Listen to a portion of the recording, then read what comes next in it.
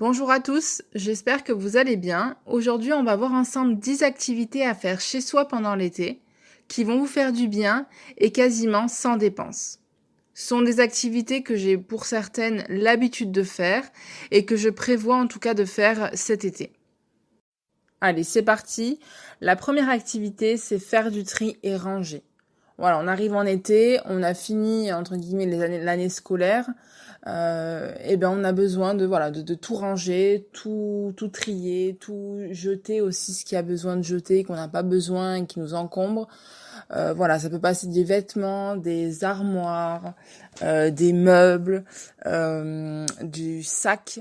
Du téléphone, de l'ordinateur, vraiment tout trier et pour repartir propre, vraiment entre guillemets en septembre, se vider la tête. Voilà, des fois ça peut être des papiers aussi qu'on cumule, qu'on garde.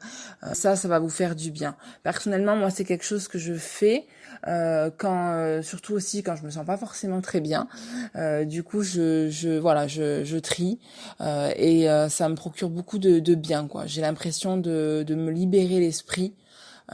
Et en même temps, ma maison est encore mieux rangée, plus propre, etc. Donc, je vous encourage vraiment à le faire. La deuxième activité, c'est profiter de vos loisirs dans le sens lire, dessiner, faire de la photo, faire du sport pour ceux qui aiment en faire. Voilà, vraiment développer votre passion encore plus que ce que vous pouvez le faire pendant l'année. Donc voilà, je vous encourage vraiment à le faire. Moi personnellement, en tout cas, j'aime beaucoup lire. Voilà, c'est quelque chose que je fais encore plus l'été.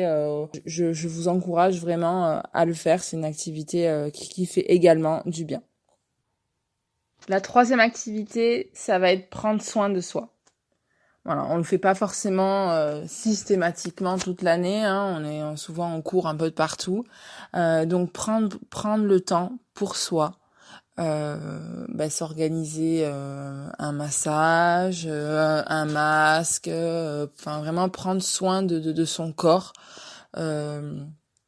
Voilà, mettre le temps un peu sur arrêt, ne serait-ce que si c'est une demi-heure ou 20 minutes, voilà, en fonction du temps que vous avez disponible. Mais vraiment, voilà, se prendre un moment pour soi et se reconcentrer, voilà, sur notre bien-être, sur notre corps, sur tout ça.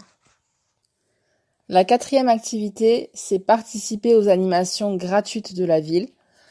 Chaque année, nous, je sais que dans notre ville, il y a beaucoup d'animations qui sont proposées gratuitement, des concerts, des dégustations, des animations pour les grands, pour les petits. Vraiment, et c'est souvent, en tout cas, quasiment, sont toutes gratuites.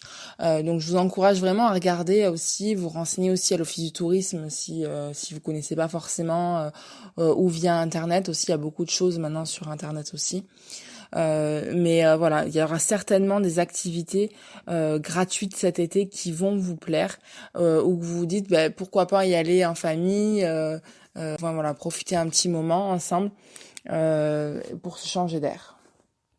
La cinquième activité, c'est organiser une après-midi entre amis ou en famille, voir pourquoi pas un proche qu'on n'a pas vu depuis un moment, voilà, quelqu'un qui nous fait du bien, quelqu'un qu'on a envie de voir, qu'on a envie d'échanger avec, voilà, profiter aussi avec en famille, tout simplement. Pas besoin obligatoirement, d'aller au restaurant, ce genre de choses. On peut très bien s'organiser un pique-nique ou inviter à la maison. Voilà. En tout cas, l'importance, on va dire, le fil conducteur, c'est être ensemble. La sixième activité, c'est faire le point de son année et des choses à venir. C'est voilà, se poser, si on n'a pas forcément le temps de le faire tous les jours, 5 minutes pour réfléchir ou pour, on va dire, se faire un point en tout cas sur notre vision. Voilà, se faire un petit point là, en milieu d'année en se disant, voilà, est-ce que ce que j'ai fait me convient? Voilà, faire un petit point. Sans se mettre la pression, hein, mais vraiment juste pour voir les choses où on est satisfait, les choses où on souhaite progresser, les choses qu'on souhaite apprendre. Voilà, se reconcentrer un peu sur soi aussi, quoi. Le 7e point, c'est aller marcher, faire du renforcement musculaire, vraiment se créer une routine matinale pour garder un rythme en fait l'été, tout en profitant.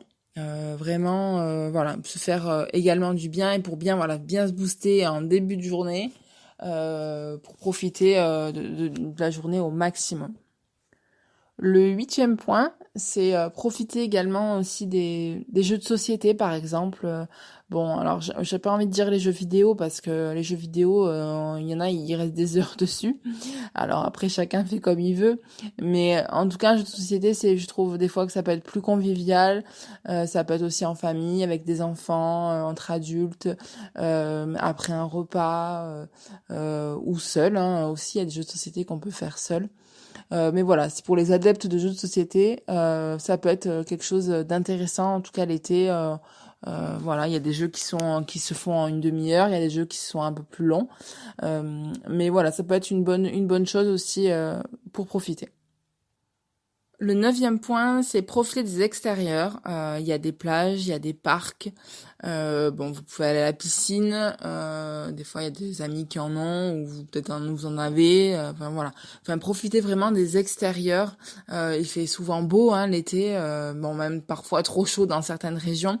Mais en tout cas, voilà, profitez vraiment des extérieurs, parcs, piscines, plages, voilà, c'est ce qui me vient en tête, mais ça peut être aussi des randonnées, voilà, ce genre de choses, pour pour s'aérer et se détendre.